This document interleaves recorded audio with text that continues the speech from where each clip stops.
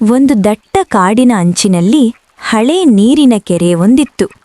ಆ ಕೆರೆ ಸುತ್ತ ಎಲ್ಲಾ ಪ್ರಾಣಿಗಳು ಇದ್ದವು. ಅಲ್ಲಿ ಒಂದು ಜಿಂಕೆ ಇತ್ತು. ಅದು ತುಂಬಾ ಫಾಸ್ಟ್, ಆದರೆ ಸ್ವಲ್ಪ ಭಯ ಜಾಸ್ತಿ. ಇನ್ನೊಂದು ಆಮೆ, ನಿಧಾನವಾಗಿ ನಡೆದು ಆದರೆ ಧೈರ್ಯ ಜಾಸ್ತಿ. ಒಂದು ಕೋತಿ, ಎಲ್ಲೆಲ್ಲೂ ಹಾರಾಡ್ತಾ ಇರೋದು, ಸ್ವಲ್ಪ ಅಜಾಗರೂಕ.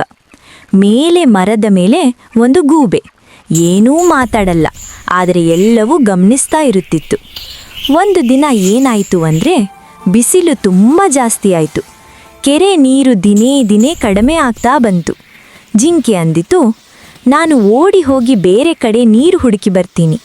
ಕೋತಿ ಹೇಳಿತು, ನಾನು ಮರ ಮೇಲೆ ಹತ್ತಿ ದೂರ ನೋಡಿ ಬರ್ತೀನಿ. ಆಮೆ ಏನೂ ಹೇಳಲಿಲ್ಲ, ಅದು ಕೆರೆ ಹತ್ತಿರ ನಿಂತು ನೋಡ್ತಾ ಇತ್ತು.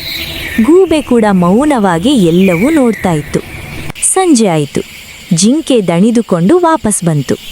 ಎಲ್ಲಿ ನೋಡಿದ್ರೂ ನೀರೇ ಇಲ್ಲ. ಕೋತಿ ಮರದಿಂದ ಜಾರಿ ಬಿದ್ದು ಸ್ವಲ್ಪ ಗಾಯ ಮಾಡಿಕೊಂಡು ಬಂತು. ಅಪ್ಪ ಅನ್ಕೊಂಡು ಆಮೆ ಆಗ ಹೇಳಿತು, ನಾವೆಲ್ಲರೂ ಒಟ್ಟಿಗೆ ಇದ್ರೆ ಈ ಕೆರೆಯನ್ನ ಉಳಿಸಬಹುದು. ಅಷ್ಟೇ, ಎಲ್ಲ ಪ್ರಾಣಿಗಳು ಸೇರಿಕೊಂಡು ಕೆಲಸ ಶುರು ಮಾಡಿತು. ಮಣ್ಣು ತೆಗೆದು ಸಣ್ಣ ದಾರಿ ಓಪನ್ ಮಾಡಿತು.